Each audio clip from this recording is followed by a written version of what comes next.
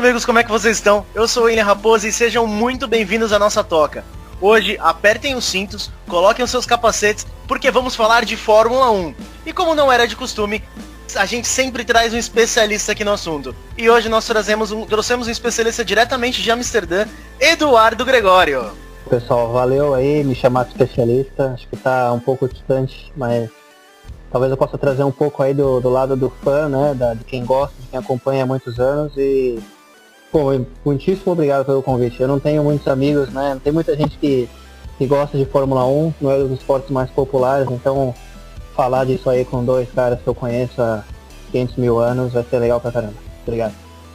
E como já não era de esperar, trouxemos o co-host aqui já do podcast na toca, Thiago Gationa. Fala galera, beleza? Fala Fox, fala Du, seja muito bem-vindo aí ao podcast. E vambora, cara, vamos acelerar aí, aperta o cinto e manda bala.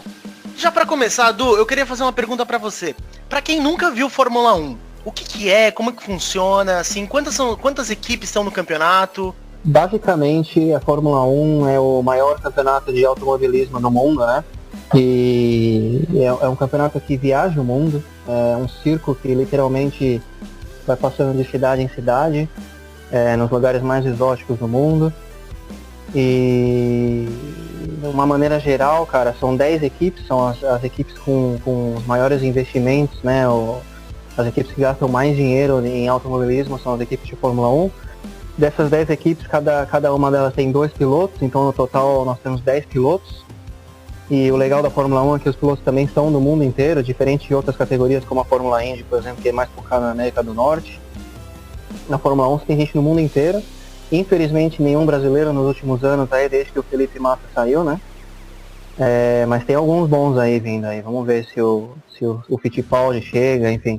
Tem o Drogovic na Fórmula 2, vamos ver.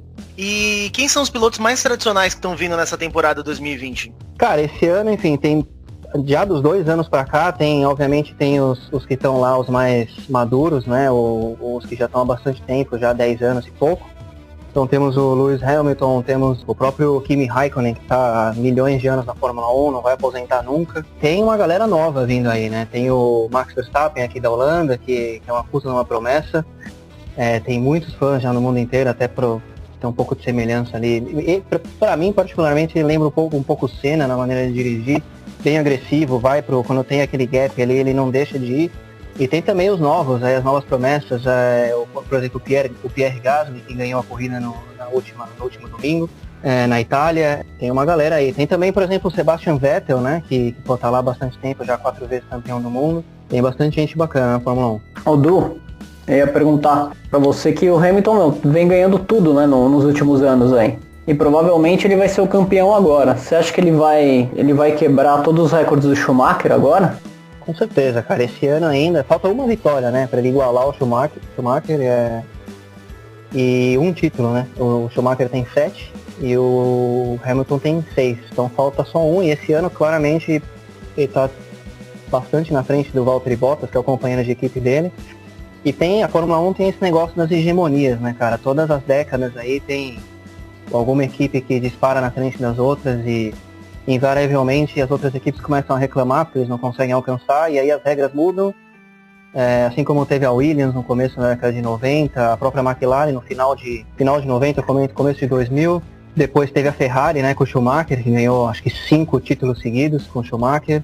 Daí mudaram todas as regras, né? Exatamente, as equipes começam a ganhar muito, enfim, uma equipe começa a ganhar vários anos seguidos e aí as regras começam a mudar para tentar igualar um pouco o nível, né? E aproveitando, Du, falando de regras, como é que funcionam os esquemas das pontuações do campeonato? Cara, basicamente é o seguinte, o primeiro colocado ele ganha 25 pontos, o segundo colocado 18, o terceiro 15 e assim por diante, né? O quarto 12, 10, até o 10º colocado que leva 1 ponto. Também tem uma coisa bacana que é uma regra nova, que se não me engano do ano passado, que quem faz a volta mais rápida ganha 1 ponto extra, o que é muito legal. E na verdade a Fórmula 1 são 2 campeonatos simultâneos, né? Tem o campeonato de pilotos e tem o campeonato de construtores. Então esses pontos, quando o piloto chega em primeiro, leva 25 pontos, a equipe leva 25 pontos também. Então você tem ali o campeonato, a condição geral no final ali, né, do final do campeonato, geralmente é sempre na volta do Brasil. a última volta? É isso mesmo, Brasil né? Posso estar enganado. Costumava ser a última, por um período foi logo no começo da temporada, depois mudaram porque sempre chovia, né? Em São Paulo ali, em março, enfim, chovia toda a corrida e era sempre um caos. Mudaram para o final da temporada, agora é a penúltima corrida, mas também sempre chove, e é sempre incrível a corrida no Brasil. É sempre a favorita de muitos pilotos, a pista que eles mais gostam normalmente.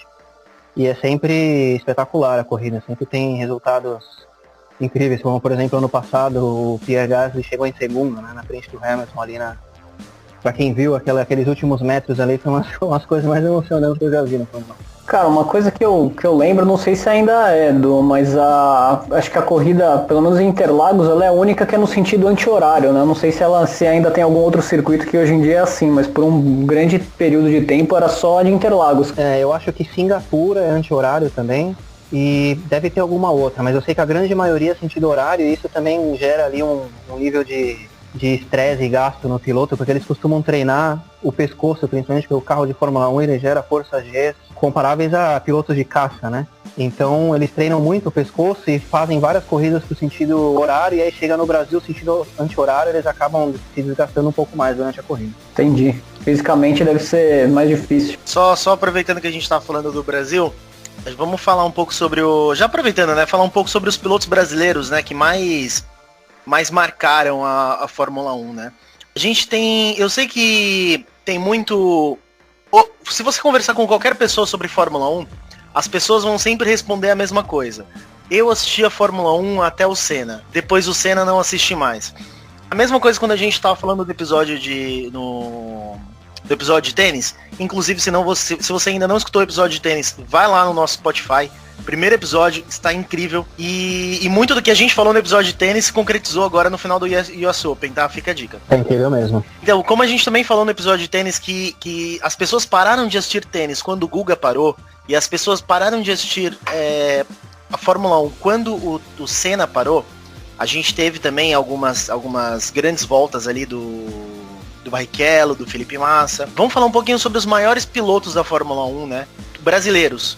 A gente deixa o Ayrton Senna pro final, obviamente, mas eu acho que a gente pode falar do Emerson Fittipaldi, do Nelson Piquet, do Chico Landi. Cara, pra quem conhece Fórmula 1, realmente esses são nomes que marcaram a época, né? O Piquet era provavelmente o piloto mais alucinado que já existiu na Fórmula 1, em formas de dirigir, de dar entrevista, enfim. Tem até um vídeo no YouTube que chama As Merdas que o Piquet falava, né? Porque ele dava entrevistas e falava umas coisas assim, completamente sem noção. Enfim, dava soco, né? Tem aquela corrida em Monza, que ele estava em primeiro, foi ultrapassar um retardatário e bateu, perdeu a corrida e saiu dando... É bizarro, os dois de capacete e ele dando soco no capacete do outro cara. E eu, particularmente, eu sou da geração do Senna, né? Eu comecei a ver, enfim, eu vou fazer 35 agora e... década de 90 ali. Enfim, você queria falar do Senna por último, mas acho que eu vou falar em primeiro. Porque uma das minhas primeiríssimas memórias da vida, assim, é acordar de madrugada pra ver o GP do Japão, né? Eu nem lembro exatamente qual ano que foi o ano que o Senna jogou o carro contra o Prost logo na primeira curva. E é uma das primeiras memórias do meu pai me acordando de madrugada pra assistir a corrida. E foi aquilo que me deixou muito marcado aquela corrida ali, enfim, toda a experiência, né? Acordar de madrugada, sentar na frente da TV, Galvão Bueno, a musiquinha do Senna, enfim. Tudo aquilo me marcou de uma forma que até hoje, cara, eu religiosamente assisto todas as corridas por causa disso. E você falou que muita gente parou, né, de assistir Fórmula 1 quando o Senna morreu. Acho que de fato aconteceu isso. Mas comigo não. Eu continuei assistindo, enfim, óbvio que teve momentos que eu não assisti tanto, talvez ali na final da década de 90 eu não tava vendo tanto, mas no começo dos 2000, com o Schumacher, eu já tava viciadaço de novo. Mas voltando aí a falar dos pilotos brasileiros, né? O Piquet, como eu disse, um piloto muito bom, muito talentoso. Se eu não me engano, ele tem... Até fiz aqui na minha colinha, vamos ver aqui, o Piquet... Piquet é tricampeão também, né? Ele é tricampeão junto com o Senna. Exato. E o Fittipaldi tem 2 títulos, né? Exatamente. O Fittipaldi tem 2, exatamente. Então o Senna tinha 3, teve 3, o Piquet também, e o Fittipaldi teve 2. Só de número de vitórias, o Senna foi um pouco a mais, né? Que o Senna ele teve 41 vitórias e sendo 65 pole positions, e o Piquet ele teve 23 vitórias com 24 pole positions. Eram também, assim, fazer essa comparação de vitórias, talvez, porque as temporadas eram diferentes, tinham menos corridas naquela época, né?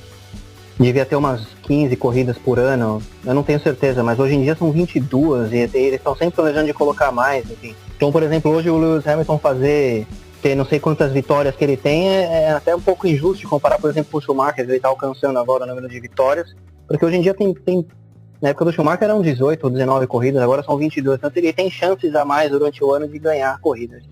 Se eles fizerem o cálculo por porcentagem, tipo de quantas ele participou e quantas ele venceu, fica bem mais justo. Isso até com pole position também. Se for pegar a porcentagem, eu acho que em pole position ninguém passa o Senna, cara. É impossível. Não passa. Saiu recentemente esses dias até um estudo desse de porcentagem, porque o Senna teve teoricamente uma carreira curta, né?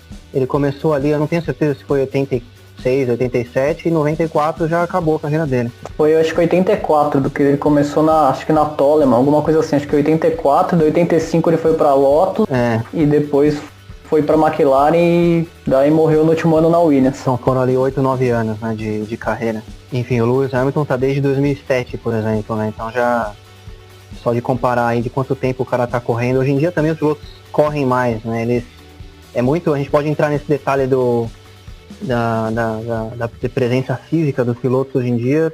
Provavelmente é bem mais fácil dirigir os carros de hoje em dia do que os de antigamente, né? Então os caras, um piloto com 40 anos na década de 90, não sei se ia conseguir dirigir aqueles carros, né?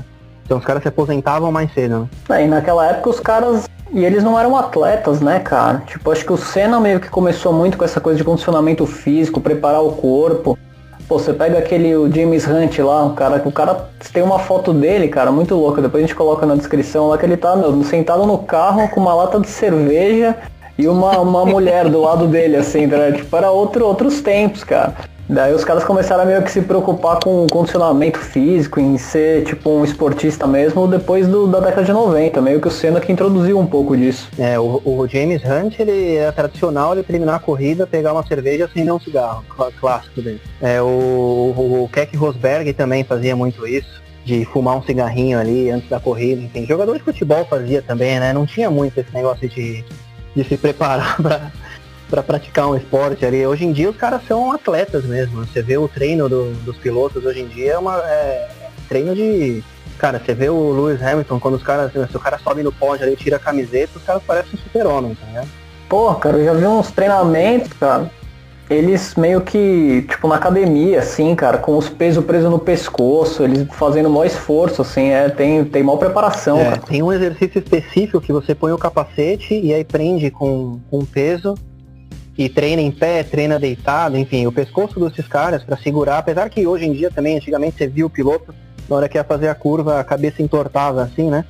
Hoje em dia tem muito pouco movimento ali da cabeça, porque o piloto é muito protegido ali, né? Quase que um casulo ali, eles quase não se mexem muito, mas mesmo assim, por exemplo, esse último domingo que o Lance Stroll sofreu uma batida bem grave ali, você vê que mesmo ele sendo todo protegido, depois da batida você escuta o cara no rádio ali, sem fôlego, enfim, bem mal, assim, né? Tremendo, enfim, é perigoso pra caramba, é um esporte muito perigoso. Também, né, cara, você tá correndo a 300 por hora ali, cara, fazendo curva a 200 e poucos por hora, o negócio é tenso. Mas desde o Senna ficou muito tempo sem morrer ninguém, né, na Fórmula 1. Eu acho que morreu uns 2 nos últimos anos, assim, mas ficou no mínimo uns 15 anos sem morrer ninguém, quase, né? De fato, no final de semana do que o Senna faleceu, teve uma outra morte, né, Na verdade, aquele final de semana foi completamente bizarro, né? Porque no sábado, se eu não me engano, o Barrichello tinha sofrido um acidente bizarro, que ninguém sabe como ele não morreu.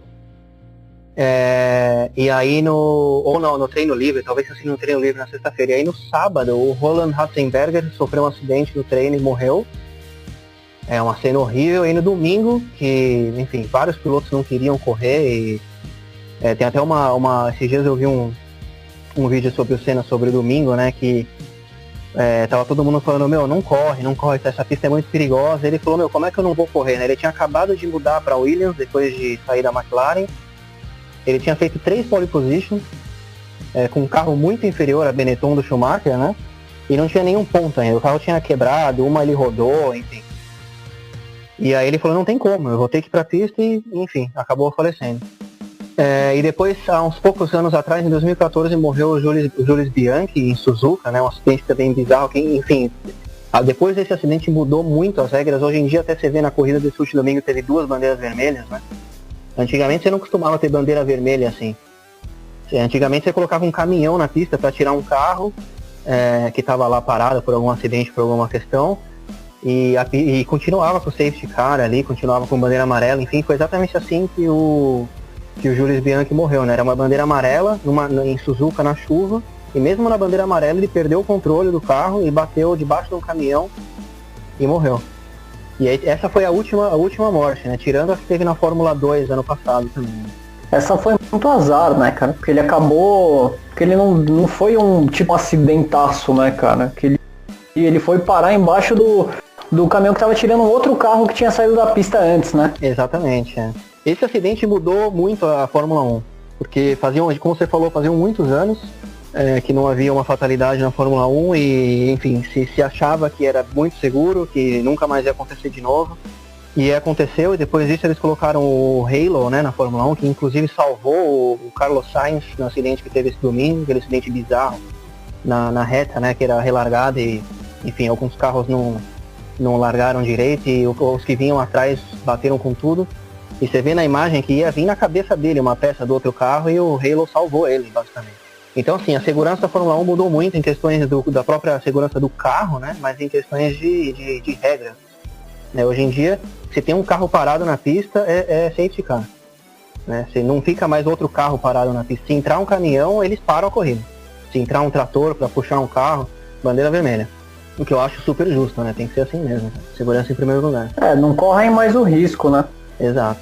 E, Edu, já que você comentou também do dia que o Ayrton Senna morreu, teve também um acidente com o Rubens Barrichello, que o Rubinho já vinha correndo, né? Desde a época do Senna. Ele que tem suas 330 corridas, mais ou menos. Você acha que ele foi muito injustiçado depois da morte do Senna? Com certeza, cara.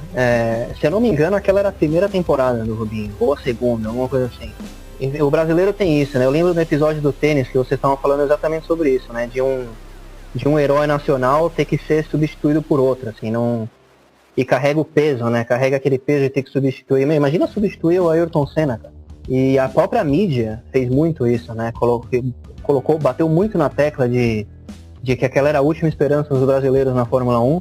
E ele foi extremamente injustiçado de diversas formas, porque, na minha opinião, ele foi um excelente piloto. É um piloto que tem vários pódios, ganhou várias corridas, bateu na trave várias vezes, foi campeão.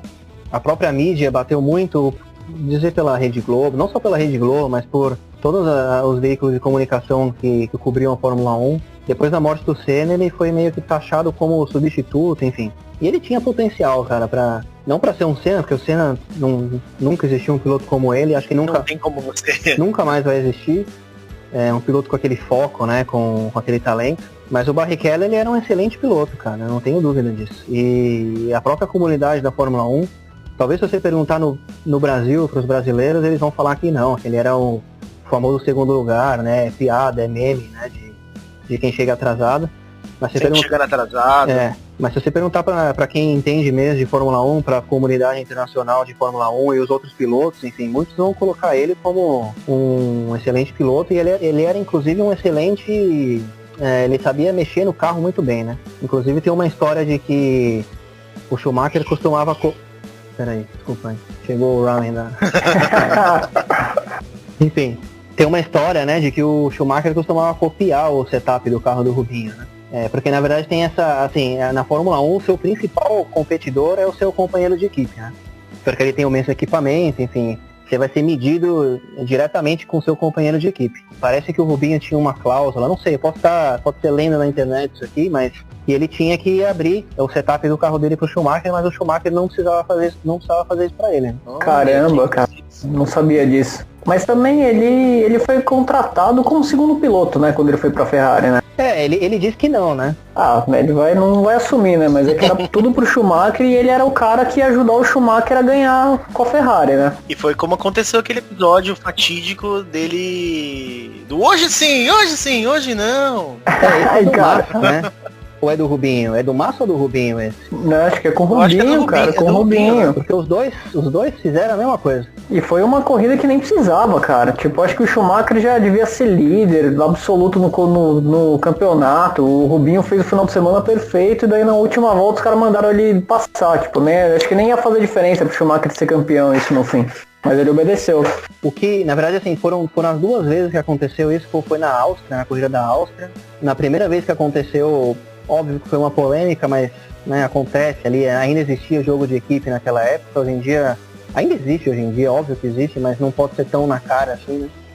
E aí no ano seguinte na Áustria, de novo, aconteceu a mesma coisa. E de fato, o Schumacher, naquele ano, a Ferrari tinha uma hegemonia assim, surpreendente, eles estavam com muitos pontos na frente e nem precisava mesmo. O Schumacher estava chegando em segundo, ia fazer um monte de pontos, e aí fizeram o Rubinho abrir. Eu gostava muito enfim, ele tinha que fazer isso, como você disse, talvez ele tinha ali alguma cláusula no contrato que obrigava ele a fazer isso, mas ele as duas vezes fez na última volta, né? Pra deixar bem na cara mesmo.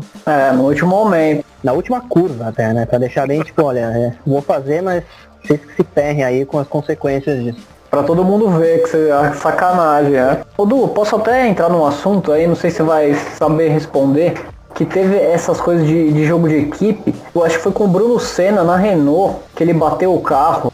Não, Nelsinho Piquet. Foi o Nelsinho Piquet, é verdade, o Nelsinho Piquet. É, o famoso Crash Gate.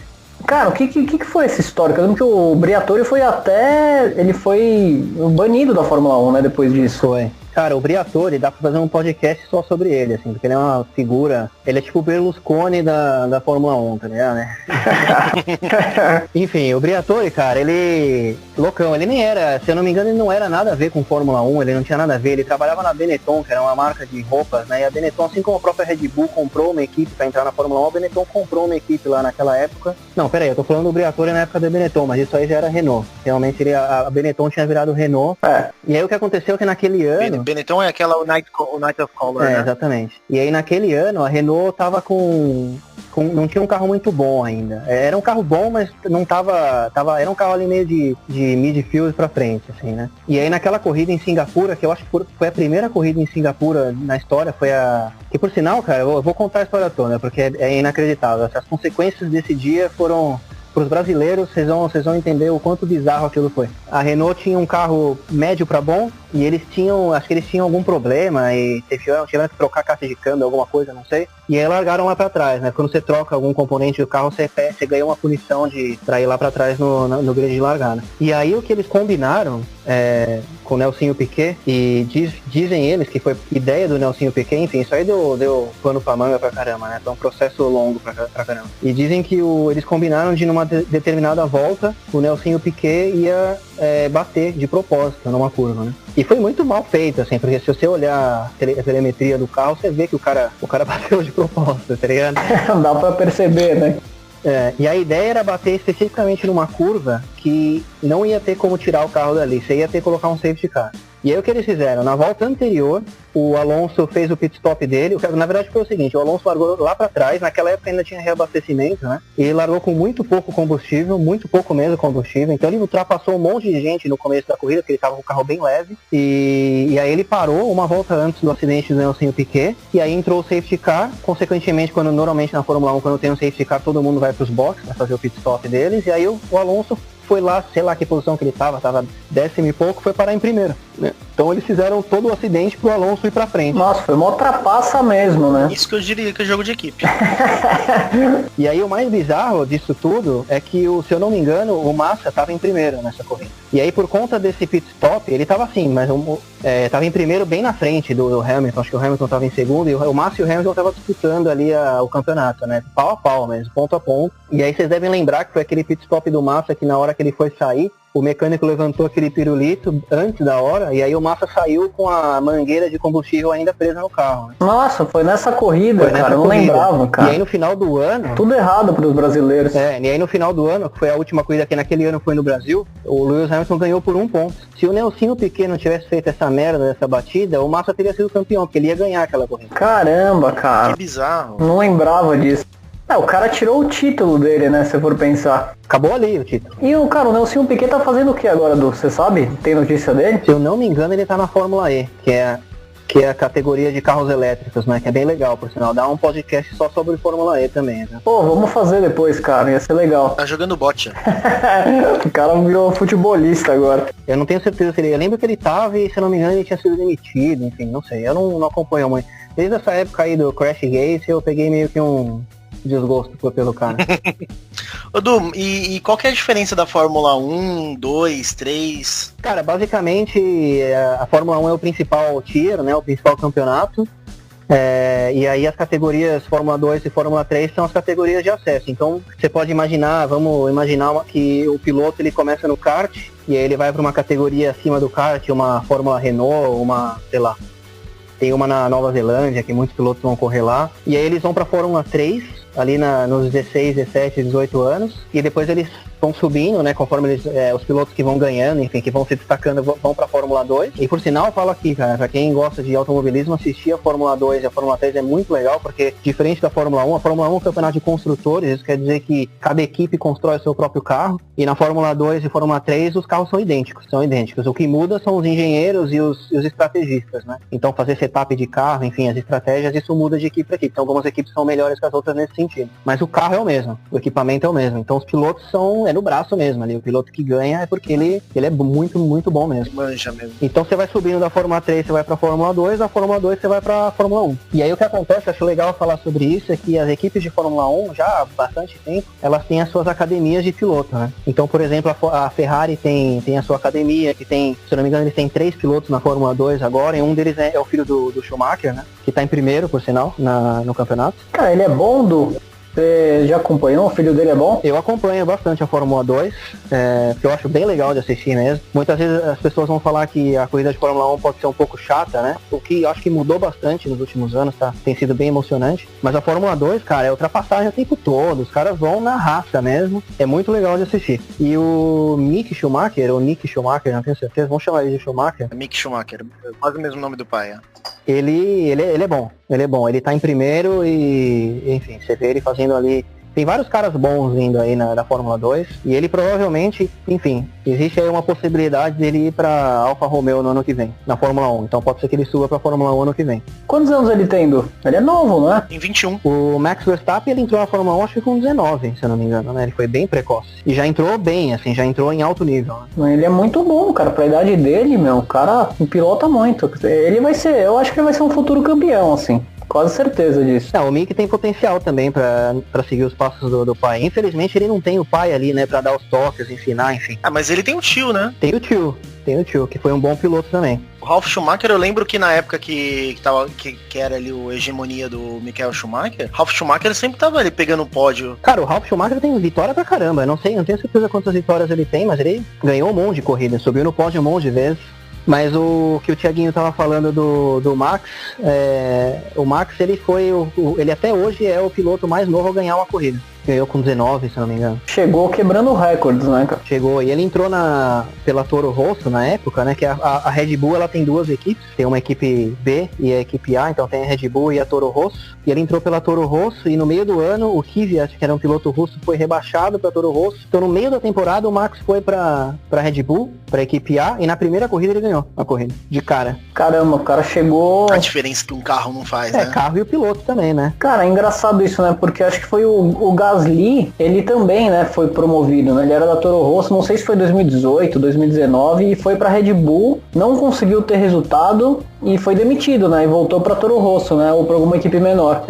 Não, o Gasly, cara, enfim, a temporada 3 da série do Netflix sobre a Fórmula 1 com certeza vai contar muito isso aí, porque é provavelmente uma das melhores histórias de superação no esporte, assim, de todos os tempos, né? O cara foi, em 2019, ele subiu da Toro Rosso pra Red Bull, e aí não performou bem, realmente ele foi bem ruim, assim. E aí tem a lenda do segundo piloto da Red Bull ali, que todo mundo que entra não consegue segurar, né? E a Red Bull tem isso de rebaixar os pilotos no meio da temporada, eles não ligam muito pra dar um tempo, eles não dão tempo. Se o piloto não performar, cara, caiu fora, já era. E aí ele subiu pra Red Bull, como eu vinha falando, e no meio do ano voltou pra Toro Rosso, e aí naquele mesmo ano ele teve o primeiro pódio dele no Brasil, e agora, não no último domingo, no domingo anterior, em Monza, ele ganhou a corrida. Um milagre, assim, aqueles milagres do esporte que... Caramba, e com o carro ruim, né? É, um carro médio, não é dos piores, mas também não é dos melhores. E como que tá acontecendo as corridas aí antes da pandemia e pós-pandemia? Como que você tá sentindo as corridas aí? Você e o Thiaguinho também que acompanham? Cara, eu honestamente acho que diferente de outros esportes como futebol, basquete, enfim, na Fórmula 1 não faz a menor diferença ter torcida ou não. Porque né, no futebol você pode até argumentar que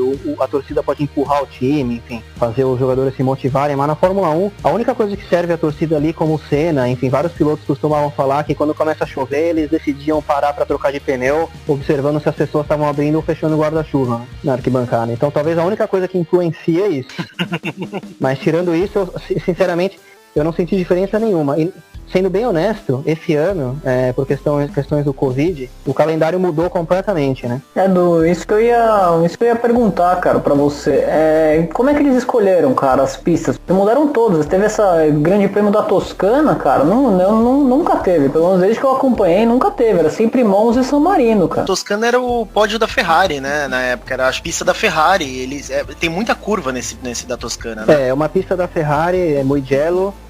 A Ferrari tem duas pistas, né? Tem uma na fábrica e tem essa. Mas é uma pista da Ferrari, mas é um circuito que tem MotoGP, é um circuito como qualquer outro, né? O que aconteceu foi que, enfim, eu não tenho certeza, eu não sei dizer como que eles escolheram pra substituir os calendários, porque várias corridas foram canceladas. Aqui na Holanda, que ia ser, não a primeira, porque tinha na década de 60, 70, tinha GP aqui, mas ia voltar esse ano, ia ter um novo circuito no Vietnã, também foi cancelado, México, Brasil, Estados Unidos, um monte de corrida foi cancelada, e eles começaram a substituir com pistas que não tinham antes, como em Mugello, a pista da Ferrari, lá no GP da Toscana. Voltaram para aqui, para Portugal também. Vai ter em Portugal, enfim.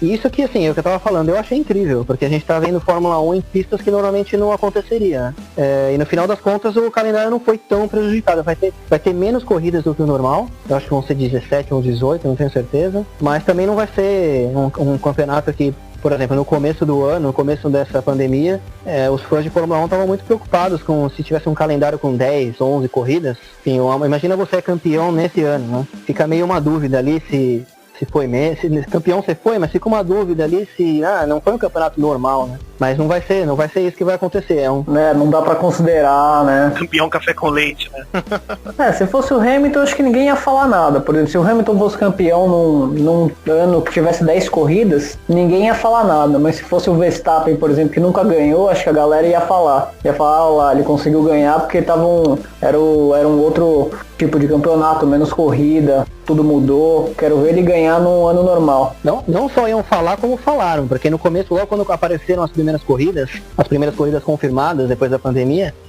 os especialistas perceberam que as pistas eram bem propícias ao carro da Red Bull, né, que é um carro que tem um chassi muito bom, enfim, as pistas iam favorecer a Red Bull. Que não é mais o caso, mas enfim, a própria Mercedes começou já a bater na tecla, já ali meio com medo, né?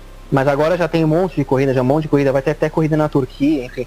E eu, assim, aquela pergunta que você me fez agora há pouco... Corrida de balão na Turquia, legal. Eu não sei como que eles estão escolhendo a localização das corridas em questão ao Covid, porque tem caso pra caramba na Turquia, ainda tem bastante caso na Itália, enfim. Tem um monte de caso na Inglaterra, teve 2 corridas lá. Então eu não sei qual que é o parâmetro de escolha, pra ser sincero. Mas pelo que eu tô vendo, eles estão focando bastante na Europa, né? Então mantendo as corridas na Europa. Por enquanto, sim. Depois vai ter outras corridas no Oriente Médio, se não me engano.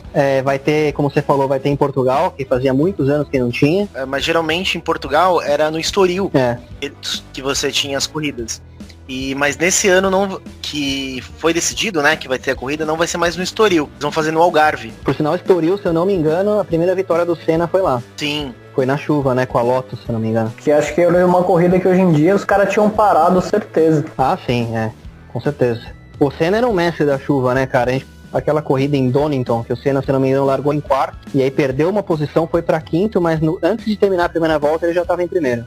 Vale a pena procurar no YouTube, costumam dizer que é a melhor volta da Fórmula 1 de todos os tempos. A gente vai deixar linkado aqui nos comentários também as corridas, tudo que a gente tá citando aqui no podcast.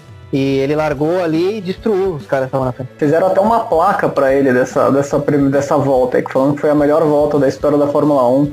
Sim, exatamente. Na chuva ninguém batia o Senna, cara. E o Barrichello também era muito bom na chuva, viu? Costumava humilhar na chuva ali. Quando chovia, o cara destruía. Mandava muito. Na chuva o Brasil cresce, mano. Diz ele que aprendeu com o Senna. Legal. Aprendeu bem, cara.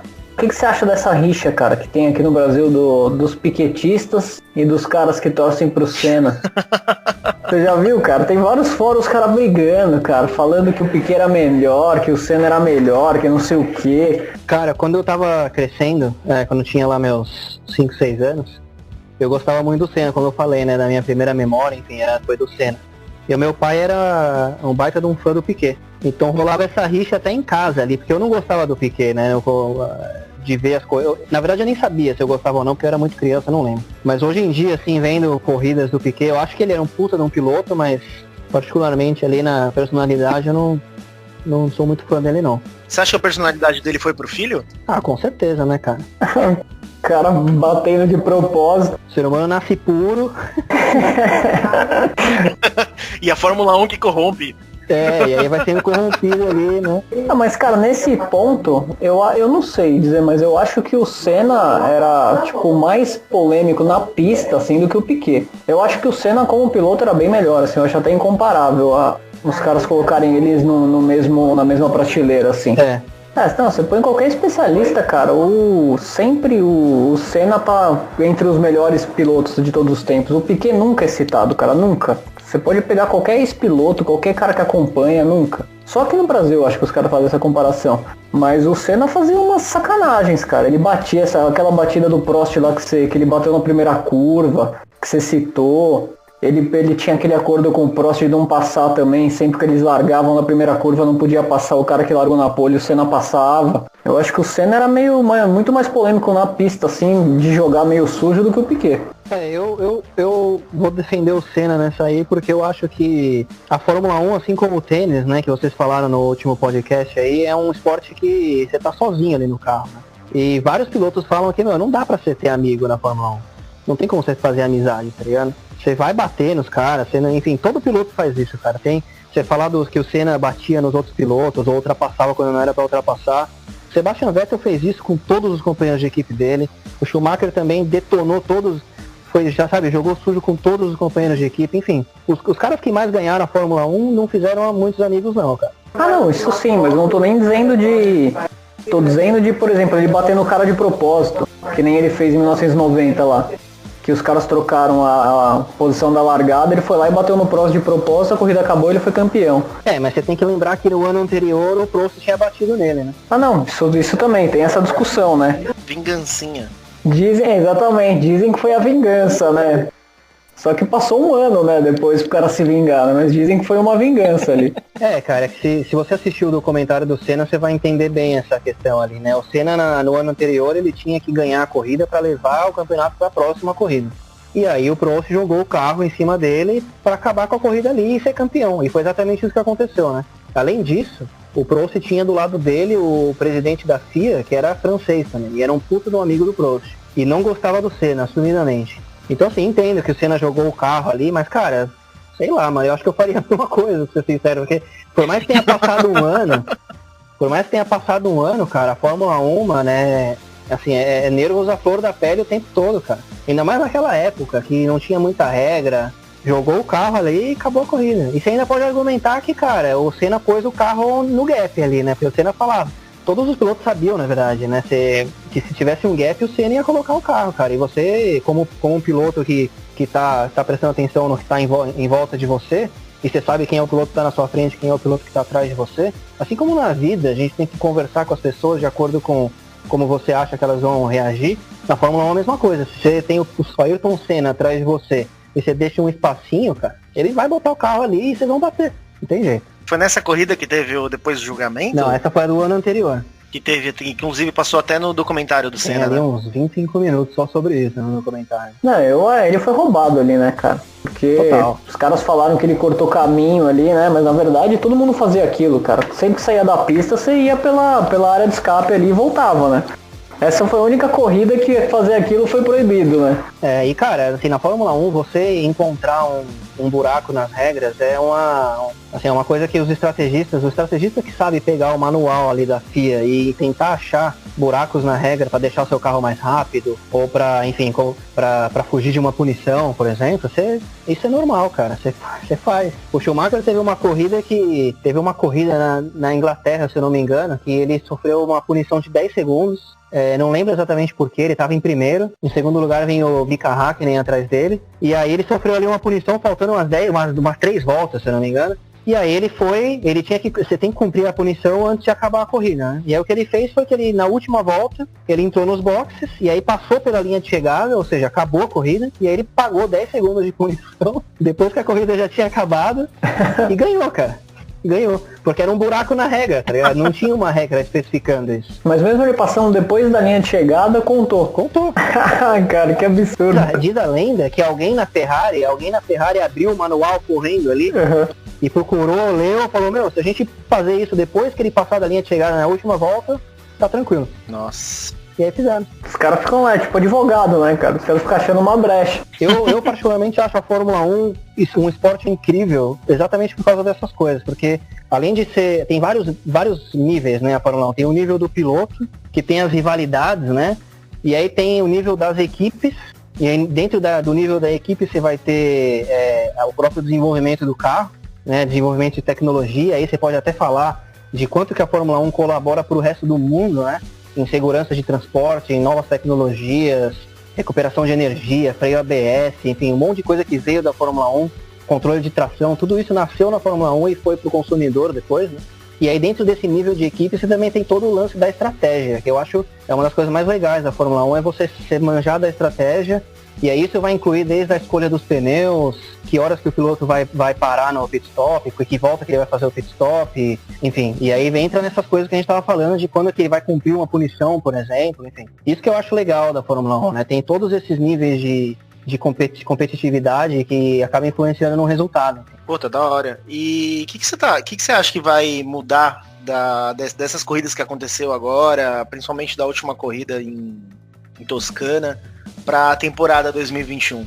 De 2019 para 2020 já não mudou muita coisa, porque era esperado que em 21 as regras mudassem completamente, então as próprias equipes nem investiram muito em mudar dos carros do ano passado para esse ano, mas aí por conta do Covid eles postergaram para 22, se eu não me engano, então ano que vem não vai mudar muita coisa, assim, em questão dos carros, enfim, como que os carros performem, até como eles se parecem, né? Talvez o que mude, cara, é porque, por exemplo, essa corrida que teve em Mugello agora, primeiro que os pilotos amaram correr lá. Foi a primeira vez que a Fórmula 1 correu lá e os pilotos gostaram muito. Nossa, mesmo finalizando a corrida com 8 pilotos a menos? Mas isso que foi incrível, né?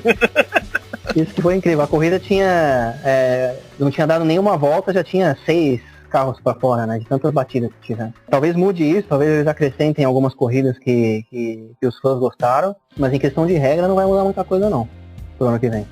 E aí em 22, se eu não me engano, eu posso estar enganado se é 22 mesmo, vai mudar completamente a Fórmula 1. Porque a Fórmula 1 ela tem uma questão da aerodinâmica na Fórmula 1, que é provavelmente um dos pontos mais importantes, né, da performance do carro. Mas na Fórmula 1 se investe tanto e faz tanto trabalho em aerodinâmica que você cria o que eles chamam de ar sujo, né? Então o carro que vem atrás, tem um carro na frente, o carro que está atrás, ele não consegue performar da mesma forma, de diversas maneiras.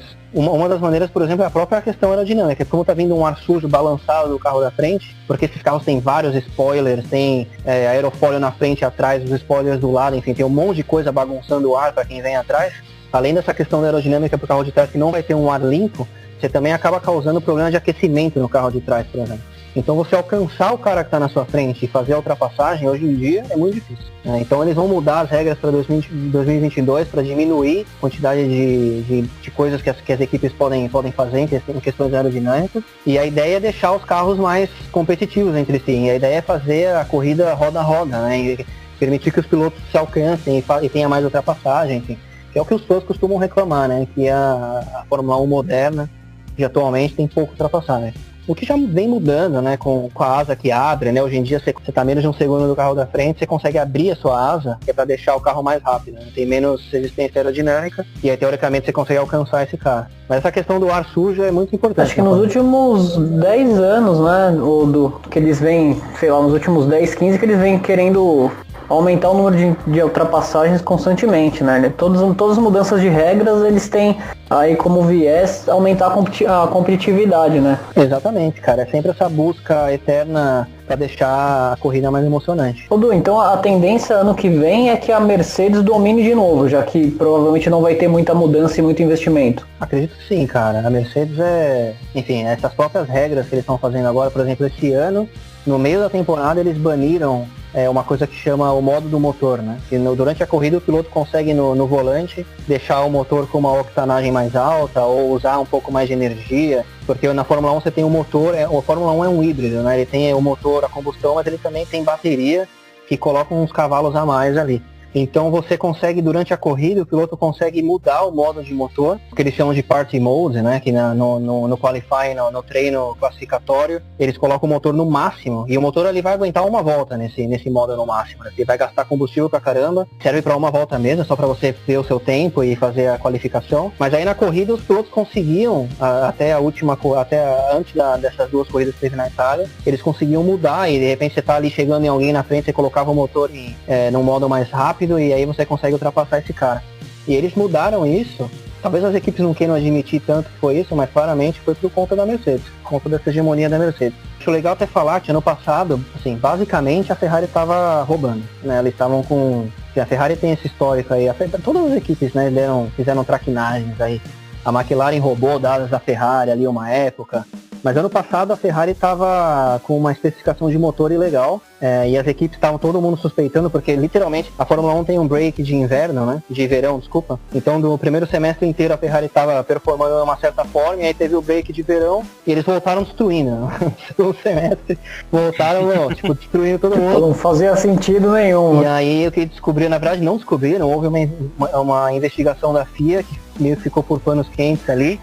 Ninguém sabe de fato o que aconteceu, e aí a gente pode até entrar, porque foi por conta disso que a Ferrari tá um lixo total esse ano, né? Porque eles tiveram que voltar à especificação anterior do motor, que eles estavam fazendo alguma coisa que não era legal, e aí esse ano eles estão completamente... Quem assistiu a corrida nesse último domingo, você vê que drama que é a Ferrari, né? A Ferrari completando 1000 corridas. Já viu a vergonha que foi, né? A Ferrari completando 1000 corridas e terminaram em 9º e 10º, se eu não me engano, mas tinham 12 carros, né? Então, Cara, nunca vi, cara, a Ferrari tão mal assim, cara.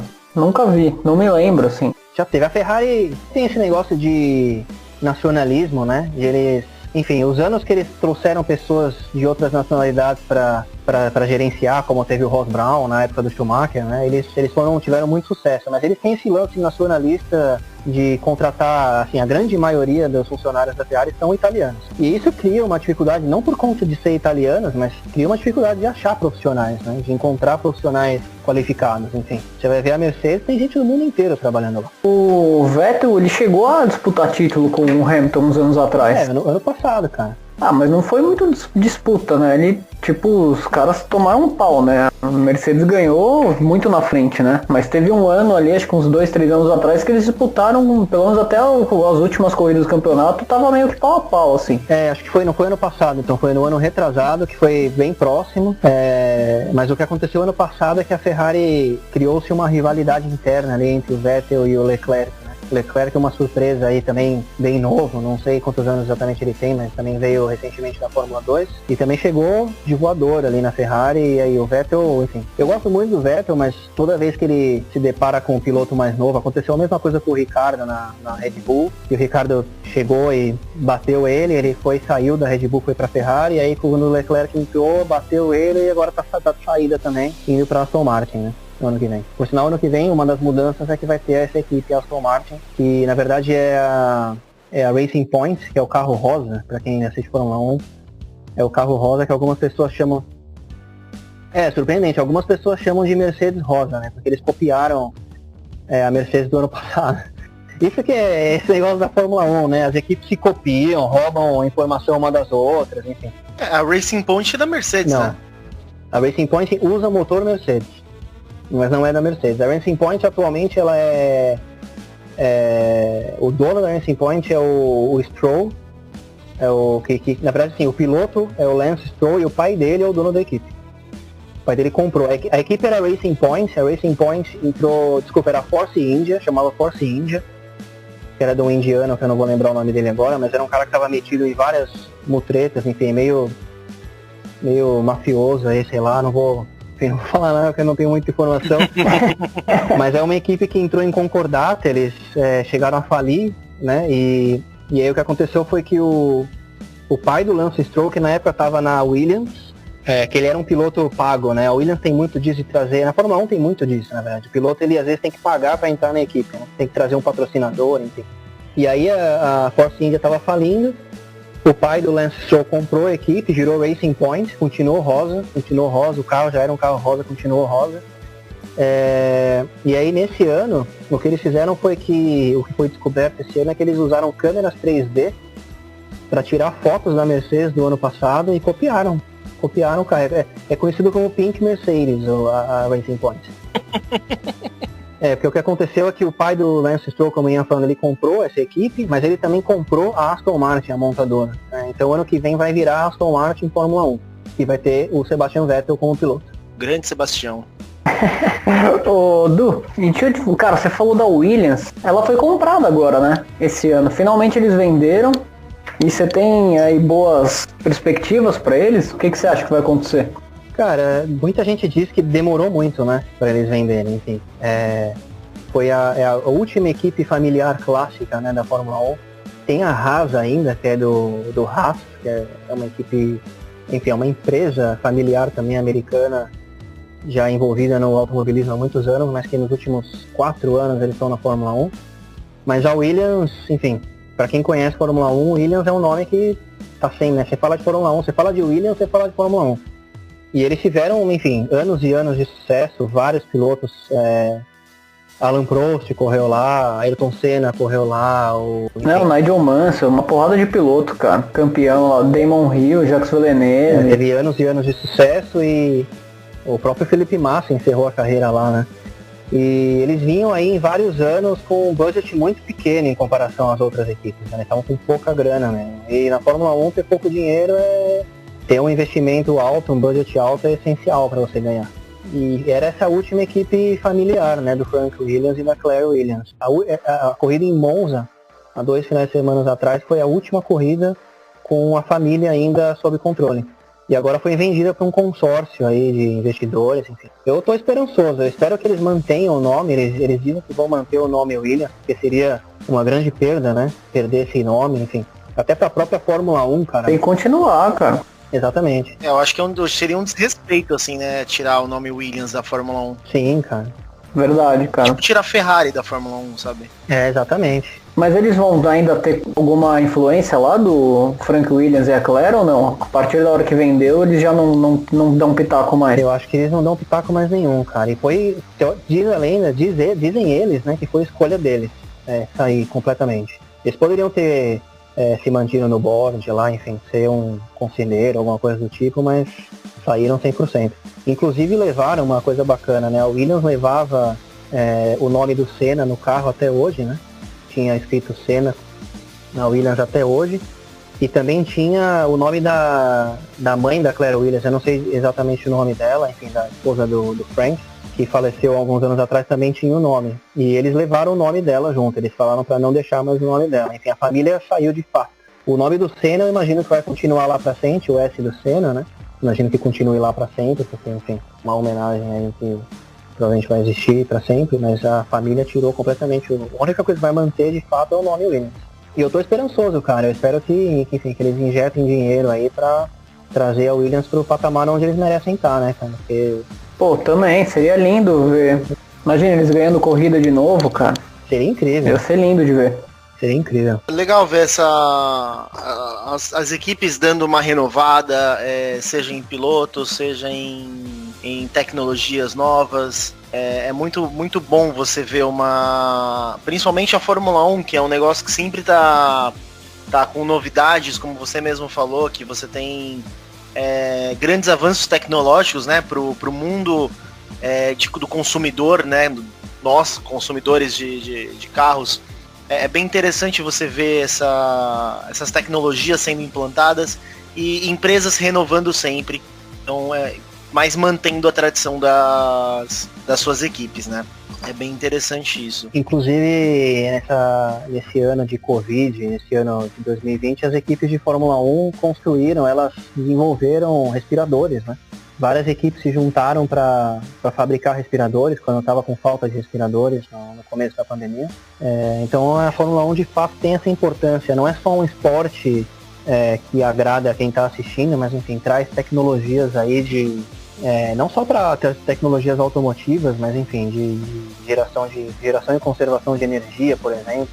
A verdade é que é o seguinte, as equipes todas elas têm sedes em lugares diferentes no mundo, mas tem um lugar na Inglaterra que você sobe numa montanha assim, você consegue ver 10 equipes. Eu não tô brincando, é uma montanha que você sobe e você consegue ver quase todas as equipes no mesmo lugar, onde elas estão.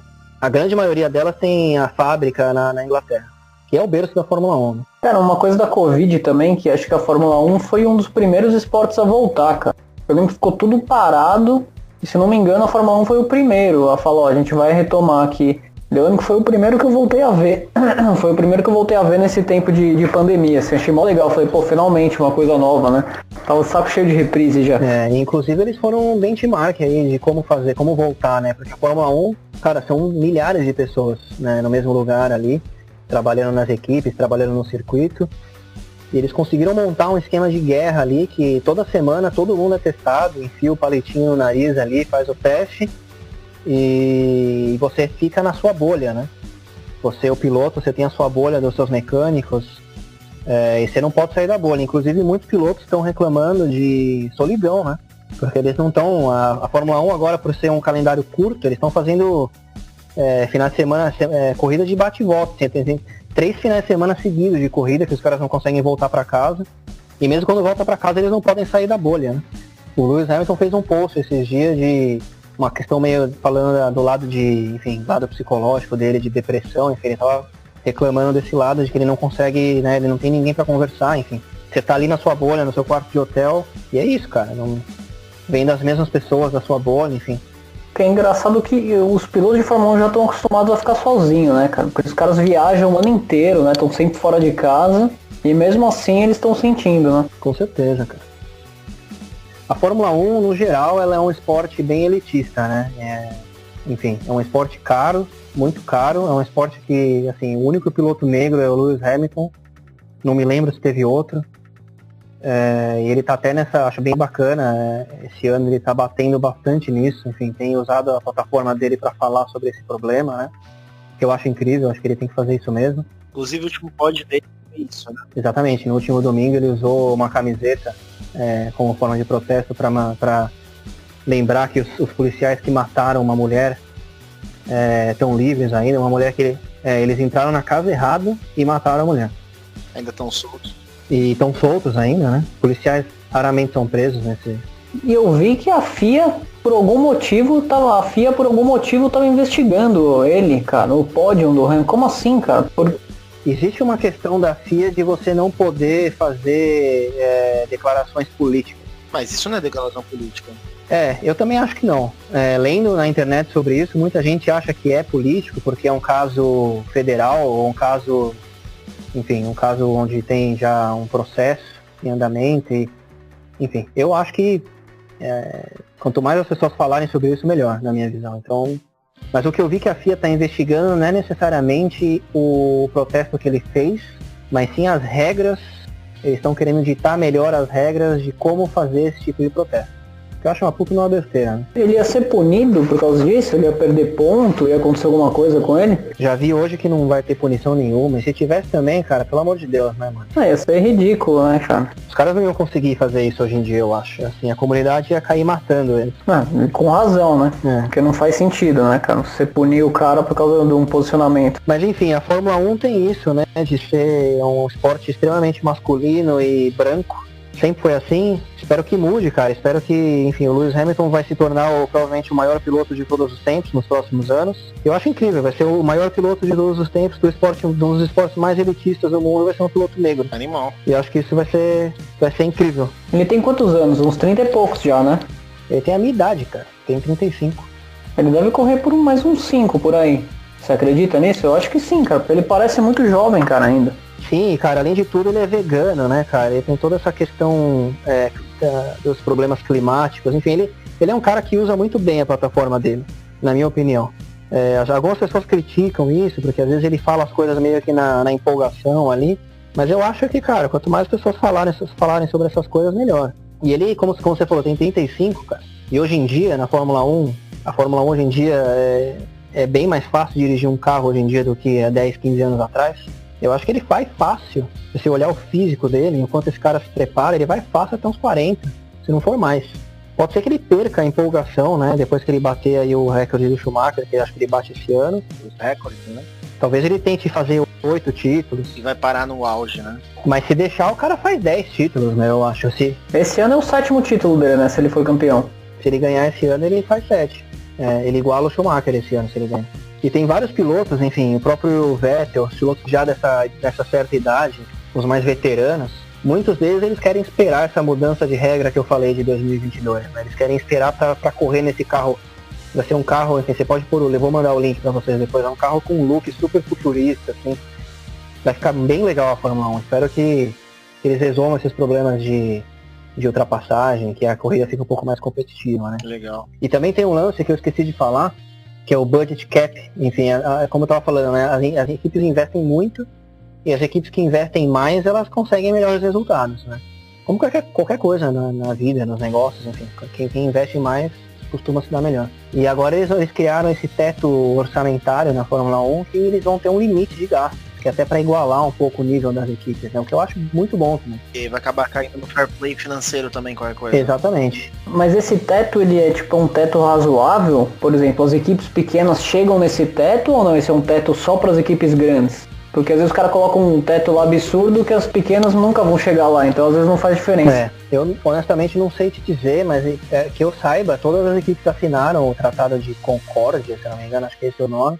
As entrevistas que eu vi das equipes menores, como a Haas, como a Williams, eles pareciam satisfeitos com o acordo. Pô, que bom, cara. Quanto mais a igualdade, né, cara, nas condições, melhor. Vai ser muito melhor o campeonato. Também acho. Du, pro pessoal que tá entrando agora no mundo da Fórmula 1, que tá querendo compartilhar com você experiências e de corridas incríveis, como você disse pra gente aqui, que você viveu. O que você recomenda para essas pessoas assistirem? O que você recomenda? Filmes, séries ou até mesmo corridas passadas? Cara, eu tenho um documentário, uma série na Netflix chamada Dirigir para Sobreviver, que eu já tô assistindo pela segunda vez, porque é incrível. Enfim, é da Netflix, então você espera que a qualidade é boa, né? Eles estão gravando já a 3ª temporada esse ano, e vale muito a pena, assim, você vai entender bem como funciona essa dinâmica da Fórmula 1, como funciona toda a questão do final de semana, como o final de semana se constrói, né? Na sexta-feira com o treino livre, depois a qualificação, depois a corrida, todas as rivalidades, enfim, todos os dramas pessoais dos pilotos, tudo isso. Assim, é como se fosse um reality show da Fórmula 1. No Netflix também tem um documentário do Fangio, que a gente não falou dele, mas o Fangio foi o primeiro grande piloto, o piloto argentino, Juan Manuel Fangio, que ganhou 5 vezes o campeonato, lá na década de 50, enfim. Eu não vi ainda esse documentário, mas me falaram muito bem dele, tá na lista aqui pra ver. Tem um documentário da Williams, que vale muito a pena, que se eu não me engano tá na Netflix também, o nome é Williams. O documentário do Senna também, que também tá no Netflix, se eu não me engano, acho que é tudo Netflix. O documentário do Senna eu recomendo, assim, eu já assisti umas 12 vezes, mas a primeira vez que eu vi eu fui até o final. Hoje em dia eu paro ali quando ele tá em Imola ali, quando chega em 94 ali eu paro de assistir, porque eu não quero chorar, tá ligado? E cara, tem um filme, o Rush, que o Thiaguinho deve conhecer bem, que conta a história da rivalidade entre o Niki Lauda e o James Hunt, que é um filmaço, assim. Rush no limite da emoção, e esse tá na Amazon, viu? Pra falar que você só não dá dica do Netflix, tá na Amazon isso aí. Mesmo se você não gosta de Fórmula 1, mesmo se você não assiste Fórmula 1, é um puto de um filme, cara. Tem que ver. Não, filmaço. E os fãs de Fórmula 1, quem gosta desse filme, quem gosta de Fórmula 1, tá todo mundo há anos pedindo o Ron Howard, né? O diretor, se não me engano. Isso mesmo. Tá todo mundo pedindo pra fazerem o Rush 2, que seria o Senna e Prost, né? Seria incrível também. Legal, cara. Não, seria sensacional. Tem o Ford versus Ferrari também, né? O Ford versus Ferrari não é Fórmula 1, né? É Le Mans. É outra coisa. Mas também é um filmaço. filmaço, viu? Se o cara tiver a fim de ver, vê que é um puta filme. Você falou de corridas antigas, YouTube, cara. YouTube tem muita coisa sobre Fórmula 1, tem várias corridas completas. Você pode pesquisar aí as corridas mais clássicas, eu posso falar algumas, Brasil 2012, Brasil 2018, choveu pra caramba, enfim. Acho que na lista das corridas mais clássicas, Brasil tava, tipo, de 10 corridas, tinham as 6 no Brasil. Assim, tipo, é sempre incrível no Brasil. O próprio canal da Fórmula 1 no YouTube é muito bem feito. Eles fazem ali, se você não tem um canal de TV aberta para assistir Fórmula 1, você pode entrar ali no canal da Fórmula 1 no YouTube, que eles colocam os melhores momentos, fazem vídeos especiais, tem bastante conteúdo bacana lá. Então é isso, temos um programa aqui, um podcast. Gostaria de agradecer a todos que estão ouvindo, que ouviram, ficaram com a gente até aqui. Du, queria te agradecer pela participação, cara. Valeu mesmo por esclarecer tudo aqui. E você vai voltar aí pra fazer mais um podcast depois, pra gente falar sobre regras, sobre tudo que a gente deixou de lado aqui hoje. Fechou, maravilha. Foi legal pra caramba participar. Foi um bate-papo bem dinâmico. Espero que eu tenha, enfim, trazido essa visão do fã, né? Porque eu sou um cara que entende das partes técnicas, partes da engenharia e tudo mais, mas sou um cara que assiste religiosamente as corridas todo domingo, enfim, desde que eu me lembro, basicamente. Então espero que tenha dado uma luz aí para quem tá começando a assistir agora. Muito obrigado aí pelo convite, foi incrível. Valeu, Du, portas sempre abertas. É isso aí, galera, um abraço.